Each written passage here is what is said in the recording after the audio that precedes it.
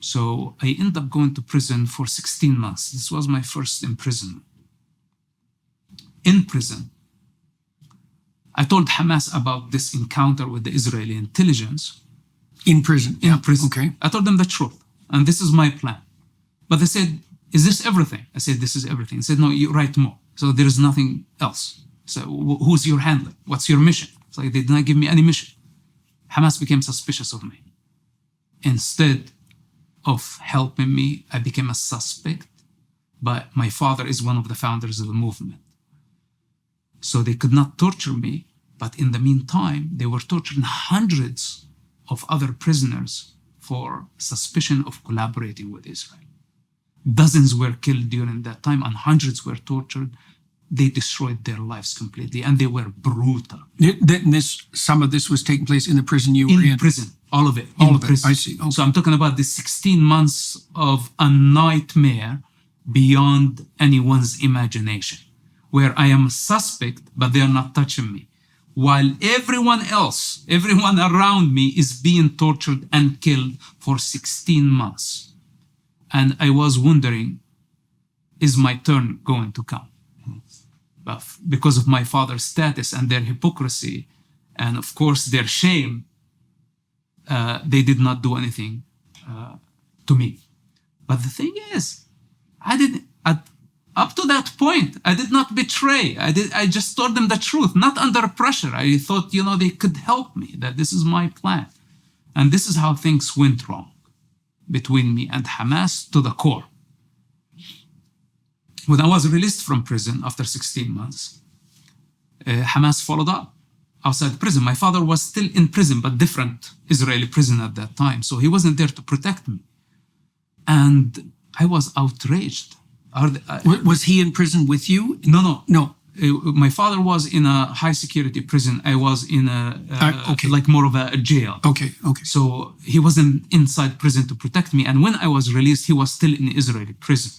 My father spent some 30 years of his life in Israeli prisons.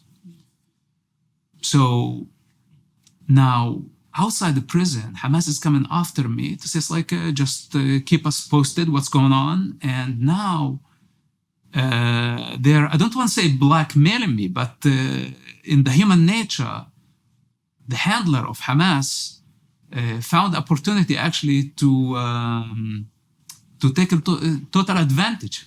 He wanted me to become somehow like his bitch. Mm-hmm. And I was in a situation I preferred to die. I did not betray my people. I don't have any intention to betray anybody. I always thought that, we're fighting against occupation and this is the way to just become a shaheed and exit all this tragedy for good. So I was going suicidal. I did not mean, to sell my people for money. So the only refuge was left on the table is to actually go to the Israeli intelligence and ask them for help. From Hamas this time.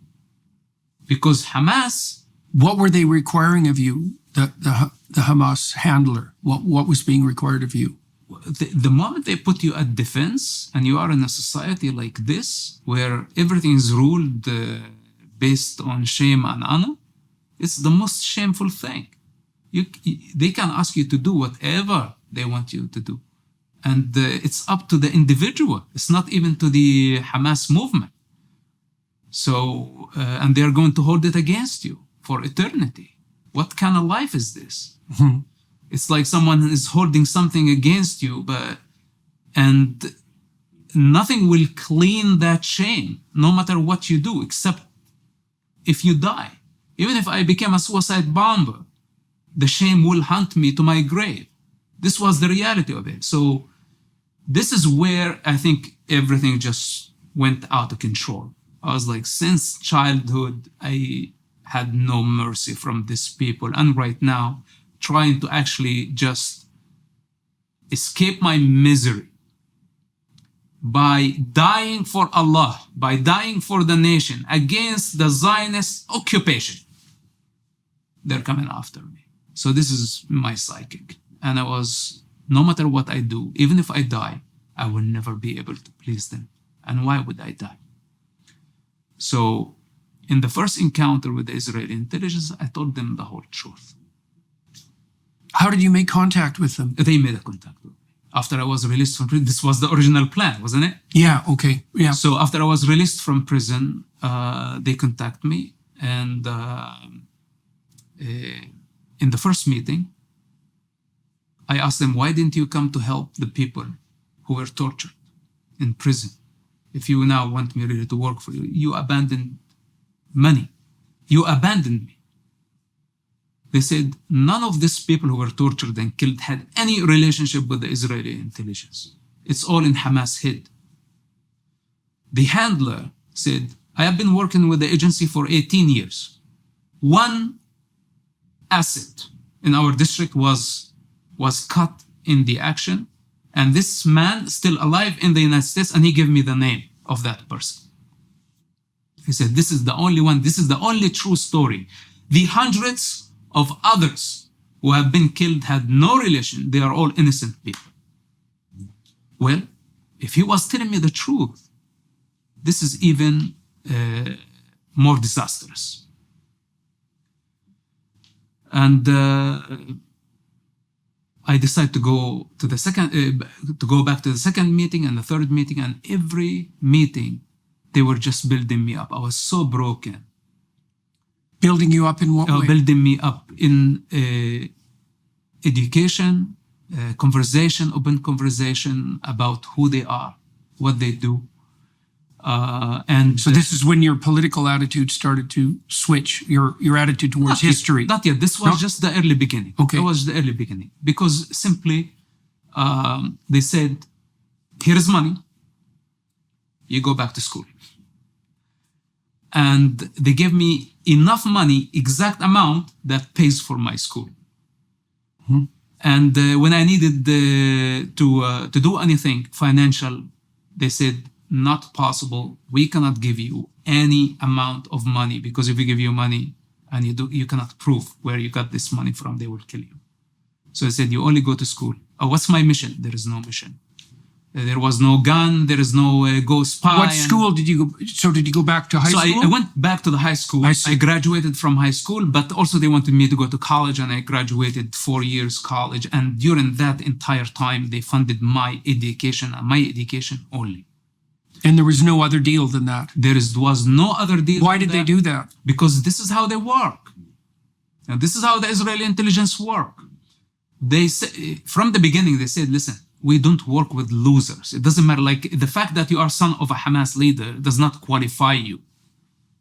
You must be like us. You need to think like us, and you need to be a part of your society, and you need to be productive. You cannot be a loser. If you are a loser, you will not gain the respect of your own society. And they did a long process of fooling Hamas, that we don't have a relationship.